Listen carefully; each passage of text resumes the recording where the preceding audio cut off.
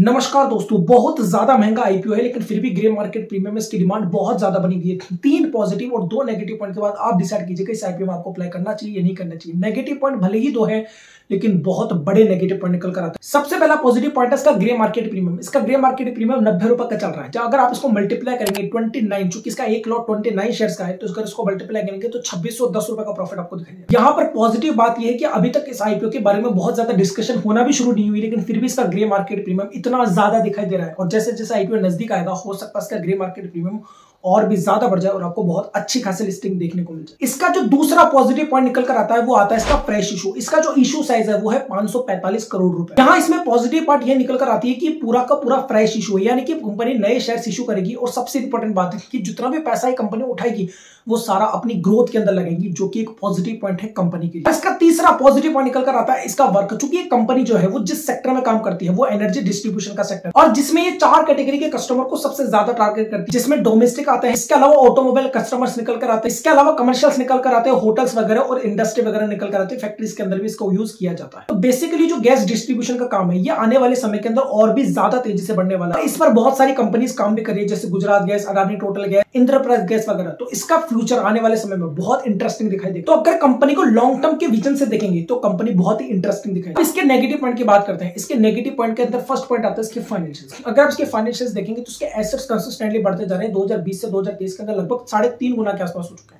इसका रेवेन्यू लगभग 1.5 गुना के आसपास हो चुका है, लेकिन इसका प्रॉफिट आफ्टर टैक्स उतनी तेजी से बढ़ता हुआ दिखाई नहीं दे रहा। कंपनी प्रॉफिट कमा रही है लेकिन प्रॉफिट कमाने के अंदर, मार्जिन्स बनाने के अंदर सर्वाइव करती हुई दिखाई दे रही है, क्योंकि अगर आप इसका प्रॉफिट आफ्टर टैक्स देखेंगे तो वो बहुत ही धीरे धीरे रफ्तार से बढ़ रहा है। अब यहाँ पर कई लोग काउंटर ये कर सकते हैं कि कंपनी 2015 में इनकॉर्पोरेट हुई थी, लेकिन फिर अगर ये कंपनी 2015 में इनकॉर्पोरेट हुई थी तो ये अपनी वैल्यूएशन भी उसी अकॉर्डिंग माने ना, जो कि इसका दूसरा नेगेटिव पॉइंट निकल कर आता है। तो पहला बात तो आप समझ गए, क्योंकि अगर आप आईपीओ की दृष्टि से देखोगे तो आईपीओ में तो कोई भी कंपनी प्रॉफिट बनते आईपीओ ले आती है। तो आईपीओ की दृष्टि तो सही है, लेकिन वास्तविकता ये है कि जब आईपीओ चाहे लिस्टिंग गेन लेकर खुले, क्या उस प्राइस पर रुक पाएगा या नहीं रुक पाएगा कि इसका हाल जोमेटो की तरह, पेटीएम की तरह ना हो जाए कि लोगों को बहुत ज्यादा नुकसान हो जाए। और मुझे इस आईपीओ में इस बात की बहुत ज्यादा संभावना दिखाई दे रही है। अब इसका दूसरा नेगेटिव पॉइंट निकल कर आता है इसका पी। अगर आप इसका पी देखेंगे तो वो 24.13 निकल कर आता है। अब अगर आप इसका पी कंपेरिजन करें, अदानी टोटल गैस के साथ, इंद्रप्रस्थ गैस के साथ, गुजरात गैस के साथ, अब यहाँ ये जो कंपेरिजन हम कर रहे हैं इसका पी का, ये इसका रेवेन्यू के साथ करेंगे। तो आप अगर इनके रेवेन्यू देखोगे, आप इनके रेवेन्यू देखकर हैरान हो जाओगे कि ये जो कंपनी आईपीओ लेकर आ रही है इससे कितने गुना ज्यादा रेवेन्यू कमा रही है। जो कंपनीज है, चाहे आप गुजरात गैस को ले लीजिए, इंद्रप्रस्थ गैस को ले लीजिए, अडानी टोटल गैस को ले लीजिए, ये सारी कंपनीज बहुत ज्यादा रेवेन्यू बना रही है। तो ये बुल मार्केट का फायदा उठाना चाहती है, मुझे ऐसा लगता है ये आईपीओ, और इस वजह से बहुत ज्यादा वैल्यूएशन पर आईपीओ आता हुआ आपको दिखाई। और यहां पर मुझे सबसे बड़ी प्रॉब्लम इस चीज से है, और ये जो नेगेटिव पॉइंट निकल कर आता है वो ये निकल कर आता है कि ये कंपनी मांग तो ज्यादा वैल्यूएशन रही है, हो सकता है इसको लिस्टिंग में मिल जाए, बहुत ज्यादा संभावना इस बात की भी।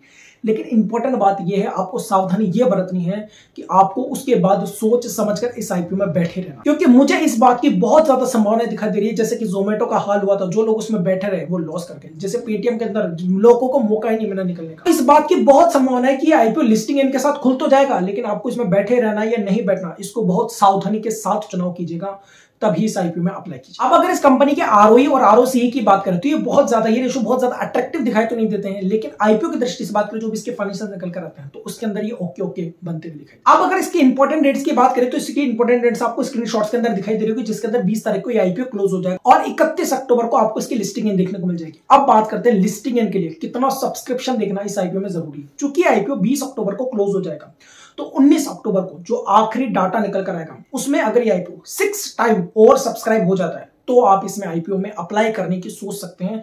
लेकिन अगर इससे कम सब्सक्रिप्शन देखने को मिलता है, भले ही ग्रे मार्केट प्रीमियम कितना ही चल जाए, तो फिर मुझे लगता है आपको इसमें बहुत ही ज्यादा सावधानी के साथ इन्वेस्टमेंट करना चाहिए, या फिर कह सकते हैं अप्लाई करना चाहिए। तो ये वीडियो आपको कैसा लगा कमेंट करके जरूर बताएगा। आईपीओ स्टॉक मार्केट से जुड़ी वैसी वीडियो चैनल को सब्सक्राइब कर लीजिए।